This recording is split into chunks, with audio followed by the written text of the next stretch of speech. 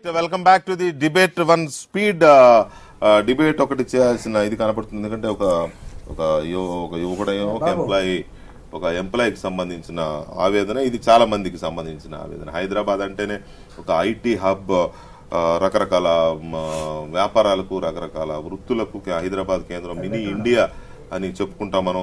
అలాగే ఇది ఫార్మా హబ్గా కూడా మారిపోయింది. రకరకాల ఎక్కడెక్కడి నుంచో వచ్చి ఇక్కడ ఉద్యోగాలు చేసుకుంటున్న వాళ్ళు ఇక్కడే సెటిల్ అయిపోతున్నారు ఉద్యోగాల రూపంలో. అలాంటి పరిస్థితుల్లో అఫోర్డబుల్ హౌసింగ్ అంటే వాళ్ళకి అందుబాటులో గృహం అనేది లేకపోవడం అనేది అర్థం కాని అంతు చిక్కని అంశం. ఎందుకంటే హైదరాబాద్ అనేది కాంక్రీట్ జంగిల్గా మారిపోయింది అని ఇప్పటికే గత కొన్ని సంవత్సరాలుగా మాట్లాడుకుంటున్నాం మనం. ఎక్కడ చూసినా చిన్న చిన్న మెర్జైపోతున్న పల్లెటూళ్ళు కూడా కాంక్రీట్ జంగిల్స్గా, అపార్ట్మెంట్లుగా, విల్లాలుగా మారిపోతున్నాయి. అసలు చూడ్డామంటే నేల కనపడడం లేదు అనేది కళ్ళ ముందు కనపడుతున్న వాస్తవం. రోజు రోజుకి విస్తరిస్తుంది. ఎటు చూస్తున్నా వాళ్ళు 80 కిలోమీటర్ల రేడియస్ లో హైదరాబాద్ ఉందనేది మన కళ్ళ ముందున్న మరో వాస్తవం. అయినా కూడా ఒక మిడిల్ క్లాస్ ఎంప్లాయీకి నెలకు ఒక 40,000, 30,000, 50,000 సంపాదించుకునే వ్యక్తి ఇల్లు కొనుక్కునే పరిస్థితిలో లేడు అని అంటే ఇది ఆలోచించదగ్గ అంశమే. ఇది అన్ని పార్టీలు సమాధానం. నాట్ ఓన్లీ టీఆర్ఎస్, ఇవాళ అధికారంలో ఉంది కాబట్టి టీఆర్ఎస్ అనడానికి లేదు. తెలుగుదేశం ఆన్సర్బులే, అలాగే కాంగ్రెస్ ఆన్సర్బులే. దీనికి అఫోర్డబుల్ హౌసింగ్ లేకపోవడం కారణం. క్విక్ ఆన్సర్ ప్రకాష్ రెడ్డి గారు, వెరీ క్విక్ ఆన్సర్, ఎందుకంటే I have to go for next debate also. Sir ఒకటే క్విక్ ఆన్సర్ సార్.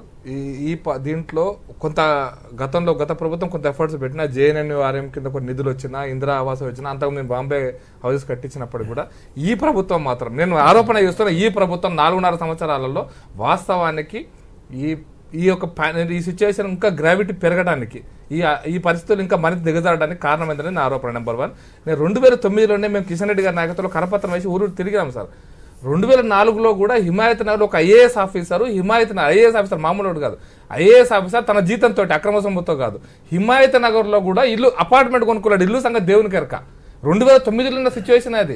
2009లో మేము కరపత్రం వేసి తిరిగినాం, గల్లీ తిరిగినాం. కొనుక్కోలేని పరిస్థితి వస్తుంది. ఇది హైదరాబాద్ లో ఇంకోటి ఇంట్రెస్టింగ్ ఏంటంటే సార్, హైదరాబాద్ మంచి అట్మాస్ఫియర్ ఏంటంటే హైదరాబాద్ చుట్టూ ఇంకా మెట్టపురాలు, గుట్టలు చాలా ఉన్నాయి. ఇటువంటి అవకాశం దేశంలో ఏ నగరానికి కూడా లేదు. ఈ నగరానికి ఇటువంటి పరిస్థితి రావడానికి కారణం గతంలో పాలకులు కావచ్చు, ఇప్పుడు పాలకులు కావచ్చు అని నా ఆరోపణ. రైట్, జూపుడి గారు, very quick reply I want. ఇది హైదరాబాద్ లో ఉద్యోగులు మాత్రమే కాకుండా రకరకాల వృత్తులు చేసేవాళ్ళు, రకరకాల చిన్న చిన్న వ్యాపారాలు చేసుకునే వాళ్ళు చాలా మంది ఉన్నారు. వాళ్ళు ఇల్లు కొనుక్కునే పరిస్థితి లేదు అని ప్రజలు ఈనాటికి కూడా ఆవేదన చెందుతున్నారు ఎన్నికల ముందు అని అంటే, ఇప్పటి వరకు ప్రజలు చేపట్టిన లక్షలాది కోట్లాది ఇళ్లు కట్టామని చెప్పుకునే ఇవన్నీ ఎక్కడ పోయినాయి అనేది అర్థం కావట్లేదు నిజంగా కూడా. Is very minimum need of common man కదా. వెంకటకృష్ణ గారు, హైదరాబాద్ అనేది సిటీ ఆఫ్ కమ్యూనిటీస్గా దాదాపు 400 సంవత్సరాల నుంచి పెరుగుతున్నటువంటి ఒక పెద్ద సిటీగా దీన్ని చూడాలి. అయితే పరిపాలిస్తున్నటువంటి పాలకులు కానీ, లేకపోతే ఇక్కడ క్యాపిటల్గా ఉన్నటువంటి ఈ ప్రాంతంలో గత ప్రభుత్వాలు కానీ, ఇప్పుడు ప్రభుత్వాలు కానీ ఖచ్చితంగా మిత్రుడు అడిగినటువంటి ప్రశ్నకి సమాధానం చెప్పాల్సిన అవసరం ఉంది. రాజ్యాంగంలో సోషలిస్టిక్ ప్యాటర్న్లో సమాజం వైపు ఈ దేశాన్ని నడిపించాలనే బాధ్యత రాష్ట్ర ప్రభుత్వాలు, కేంద్ర ప్రభుత్వాలు తీసుకున్నాయనేది మనం రాజ్యాంగబద్ధంగా చూస్తున్నాం. అయితే ఫెయిల్యూర్స్ని చూసినప్పుడు నిజంగా రేట్లు, భూమి ధర మొత్తం బంగారం అయిపోయి పిరిమైపోయిపోతున్న నేపథ్యంలో సామాన్యుడికి, లేకపోతే ఒక ప్రైవేట్ ఎంప్లాయీకి, ఈవెన్ గవర్నమెంట్ ఎంప్లాయీ, సార్ మీరు సిన్సియర్గా పనిచేసే మీ జర్నలిస్టులకి ఇల్లు ఉన్నాయా? మళ్ళీ ప్రభుత్వం అడగాల్సిన దశలోకి వెళ్ళిపోయారు. అందరూ మోసం చేశారు ఆ విషయంలో. రాజశేఖర రెడ్డి గారు ఎప్పుడో ఇస్తా అని చెప్పి ఆయన దాటేసుకుంటూ ఆయన మోసం చేశారు. అందరూ జర్నలిస్టులకు అందరూ చీట్ చేశారు. Yes please sir.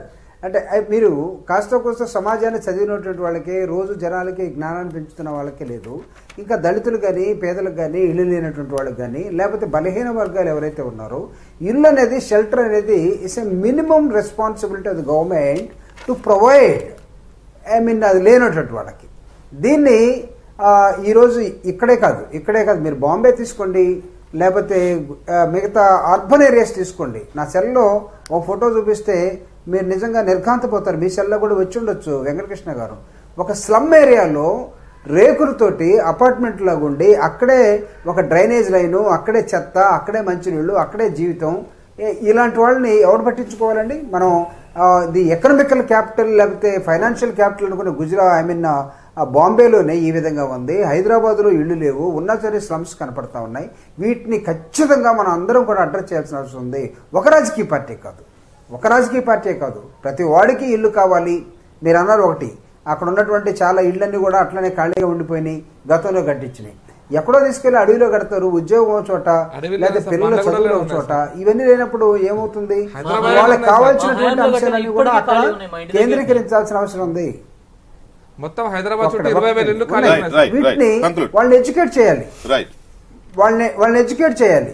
వాళ్ళకి ఎడ్యుకేట్ చేసి అక్కడ సరైనటువంటి అకామిడేషన్ ఉందా లేదా, బాత్రూమ్ ఉంటే ఎంత ఉంటుంది, ఇల్లు ఉంటే ఎంత ఉంటుంది, లేకపోతే అక్కడ ఉన్నటువంటి యానిమేషన్ ఇవన్నీ కూడా శానిటేషన్ ఇవన్నీ చూడాల్సిన అవసరం ఉంటుంది. ఇవన్నీ లేకుండా ప్రభుత్వం ఖచ్చితంగా దృష్టి పెట్టాలి. ప్రభుత్వం దేని మీద దృష్టి పెడుతుంది? ఈ ఎలక్షన్ మీద దృష్టి పెడతా ఉంది. ఏ ప్రభుత్వం అయినా కానివ్వండి. ఇప్పుడు అమరావతిలో చాలా ప్లాండ్ సిటీ వస్తూ ఉంది. చంద్రబాబు నాయుడు గారు జర్నలిస్టులకి ఒక 25 ఎకరాలు, దానిలో కొన్ని వేల మంది ఉన్న జర్నలిస్టులకి ఇల్లు కట్టిస్తున్నారు. కావాలంటే చూడమనండి, మోడల్గా కనబడతా ఉంది. గతంలో హైదరాబాద్లో చేసినటువంటి విధానం ఇప్పుడు కూడా మిత్రులు రేపినటువంటి ప్రశ్న మీరు అందుకున్నారు. ఇది వీళ్ళకే కాదు, పేద వర్గాలకి సంబంధించినటువంటి ప్రతి ఎంప్లాయ్ లేకపోతే స్మాల్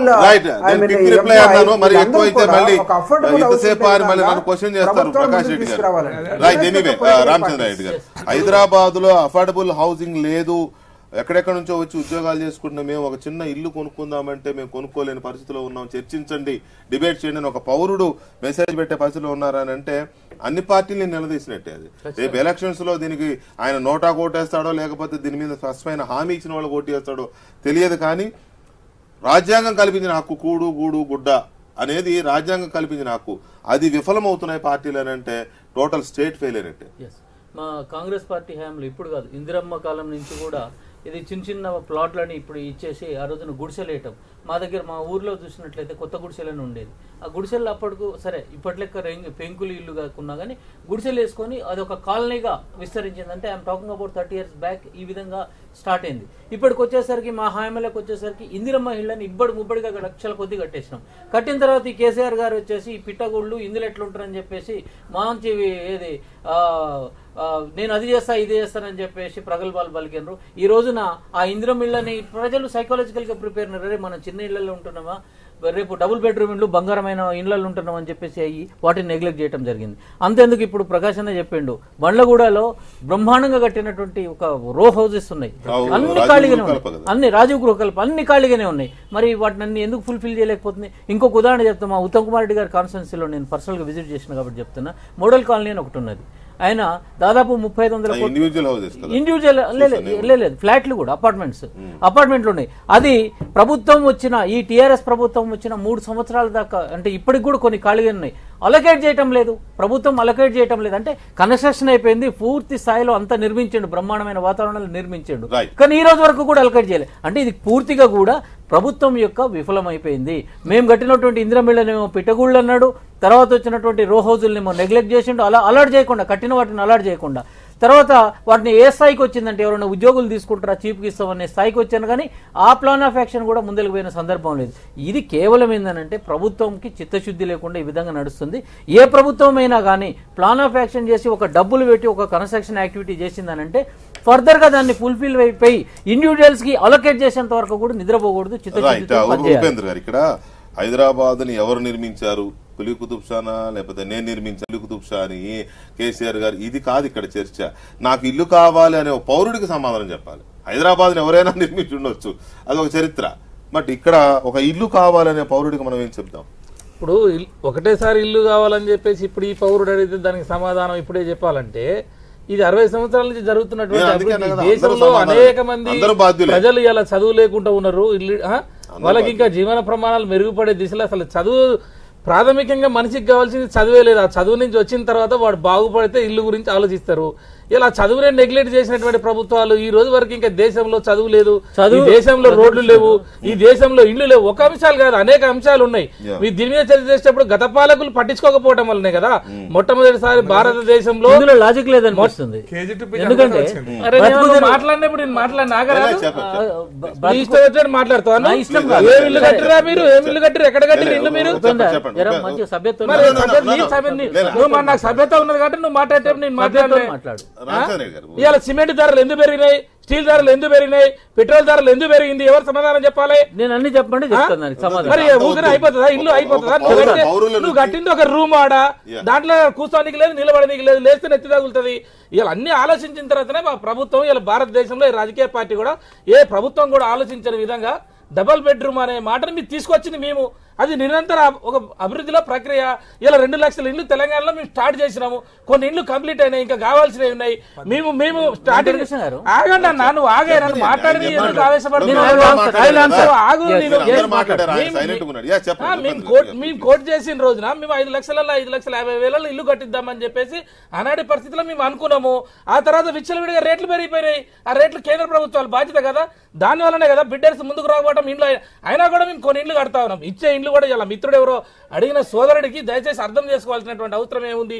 ఆ అవసరం ఏముందంటే, అంతకుముందు ఉన్న రియల్ ఎస్టేట్ వ్యాపారులు, ఆంధ్ర పాలనకు సంబంధించిన వాళ్ళు, ఆంధ్ర వాళ్ళు రియల్టర్లు భూమిని మొత్తం కూడా కబ్జా పెట్టి వాళ్ళ చేతుల్లో పెట్టుకున్నారు. ఇష్టం వచ్చినట్టు బ్రోకర్లు రేట్లు పెంచినారు. ఆంధ్ర రియల్ ఎస్టేట్ వ్యాపారం వల్లనే హైదరాబాద్ లో సామాన్య మానవుడికి ఇల్లు దక్కకుండా పోయింది. ఆయన గజం రేట్లు 25,000, 30,000, 40,000 చేసినారు. ఇలా తెలంగాణ ప్రాంతానికి సంబంధించిన భూములన్నీ కూడా వాళ్ళ చేతుల్లోనే ఉన్నాయి. హైకోర్టును వ్యతిరేకిస్తున్నది అందుకే. హైకోర్టులో ఆ కేసులు కూడా ఇలా 2 లక్షల ఎకరాలు భూములు కనుక మన భూములు మనకు వచ్చేస్తే ఆ భూములు పంచాలని చెప్పేసి అనేది, ఆ భూములు తక్కువ రేట్లకు రావాలనేది. కాబట్టి వాటన్నిటికి అడ్డుపడతా ఉన్నారు. మీరు దయచేసి అర్థం చేసుకోవాలి. 4 సంవత్సరాలలో మా ప్రభుత్వమే కారణం అని చెప్పేసి కాంగ్రెస్ పార్టీ, భారతీయ జనతా పార్టీ విశ్లేషకులు మీరు అనడం కారణంగా సబబుగా లేదని చెప్పేసి నా అభిప్రాయం. ఉపేంద్ర గారు, ఏ ఒక్క ప్రభుత్వము ఒక పార్టీ కాదు. ఆ ప్రశ్నకి, పౌర సమాజం నుంచి వచ్చిన ఆ ప్రశ్నకి అన్ని పార్టీలు సమాధానం చెప్పాలి. అన్ని పార్టీలు బాధ్యులే, అందులో సందేహం లేదు. కాబట్టి ఎక్కువ తక్కువ తేడా ఉంటుందేమో. ఎవరితో వాళ్ళు చెప్పుకోవచ్చు, తప్పేం లేదు. నేను అందుకని మిమ్మల్ని అలో చేసింది కూడా. విక్రమ్ గారు, ఇక్కడ 2 కోట్ల రూపాయలకి అపార్ట్మెంట్లు కట్టి అమ్మే వాళ్ళకి ప్రభుత్వం భూములు ఇస్తారు. 4 కోట్ల రూపాయలకు విల్లాలు కట్టి అమ్మే వాళ్ళకి ప్రభుత్వం భూములు ఇస్తారు.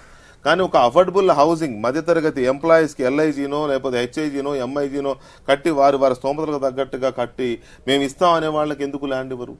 అలాంటి వాళ్ళకి ఇస్తే ఇలాంటి కట్టి సింగిల్ బెడ్రూమో డబుల్ బెడ్రూమ్లో వాళ్ళు కట్టి కొనుక్కునే వాళ్ళకి ఇస్తారు కదా, 10 లక్షలకు 15 లక్షలకు. అఫోర్డబుల్ అంటే అంతే.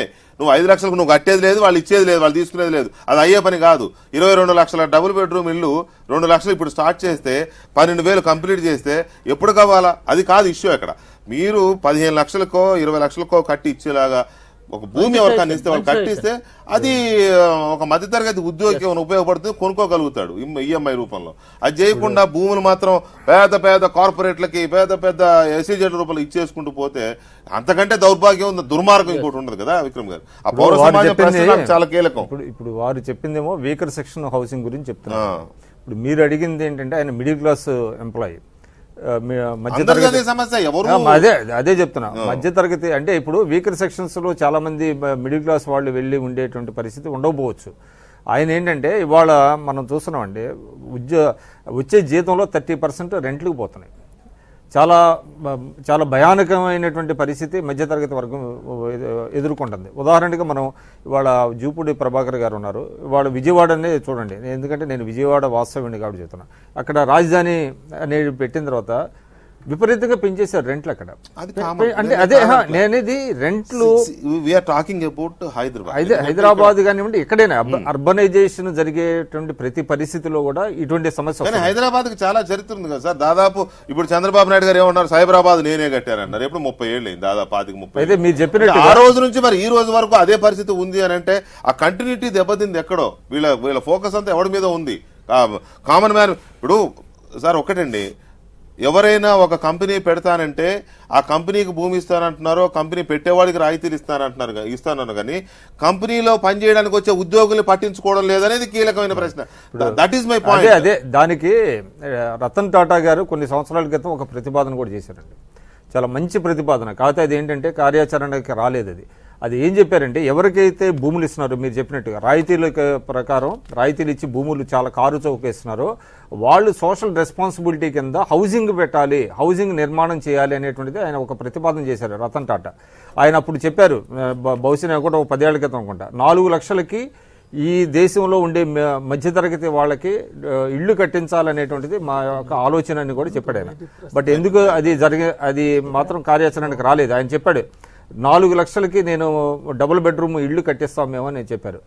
ఆ విధంగా ఎవరైతే భూములు ఇస్తున్నారో ఆ భూములకి ఇచ్చేటువంటి పారిశ్రామికవేత్తలతో ఇళ్ళు కట్టించి సోషల్ రెస్పాన్సిబిలిటీ కింద మీరు అన్నట్టు కనీసం ఆ యొక్క ఎంప్లాయీస్కి అయినా సరే వాళ్ళకి పూర్తిగా కాదు, వాళ్ళు కనీసం పనిచేసేంత వరకు కూడా ఉచితంగా ఇచ్చేటట్టుతో లేకపోతే తక్కువ ధరకి ఉండడానికి ఇచ్చినా కూడా అది బాగుంటుంది. కానీ అది లేకుండా కొన్ని వందల వేల ఎకరాలు ఈ పారిశ్రామికవేత్తలకు ఇవ్వడం, రియల్టర్స్ కి వాళ్ళేమో ఇంటర్న్ బ్యాంకులు చేయడం, ఇవన్నీ చేయడం వల్ల ఈ సమస్య వస్తుందండి. ఇది చాలా ఆవేదన చెందుతుంది. చాలా మంది కోట్లాది మంది భారతదేశంలో మధ్యతరగతి వారి యొక్క హైదరాబాద్ చుట్టూ రాజీవ్ గృహకల్ప పేరు మీద ఇంకో పేరు మీద ఒక 20,000 ఇండ్లు కట్టారు. అవి హైదరాబాద్ లో ఉన్న చివరి కేసీఆర్ ప్రభుత్వం వచ్చినాక ప్రభుత్వ ఉద్యోగులకు కారు చౌకగా ప్రభుత్వ ఉద్యోగులకు ఇస్తామని చెప్పారు. 1900 స్క్వేర్ ఫీట్ ఇస్తామని చెప్పారు. 4.5 సంవత్సరాల తర్వాత కూడా డ్రైనేజ్ వసతులు ఇవ్వకుండా ఇప్పుడు రిటైర్మెంట్, ఇప్పుడు ఆ ప్రభుత్వం పడిపోయటం ఎట్లా పడిపోతారు, 200 కోట్ల నిధులు ఇచ్చి ఇప్పుడు ఇస్తామని చెప్పి వెబ్సైట్ లో పెట్టారు. ఇప్పుడు మలేషియన్ టౌన్షిప్ అండి నాకు తెలిసి ఇక్కడ హైదరాబాద్ లో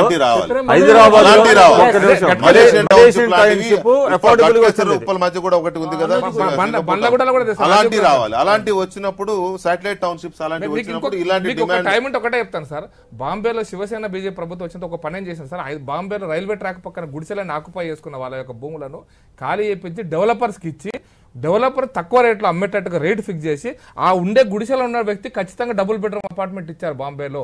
అది మొత్తం ట్రాక్ ల పక్కన చేశారు. అది వచ్చి 2-3 రకాల పరిష్కారాలు తీసుకొని చేయాలి. రైట్, మనం ఇంకొకటి నేను బ్రేక్ ముందు ఒకటి అనౌన్స్ చేశాను.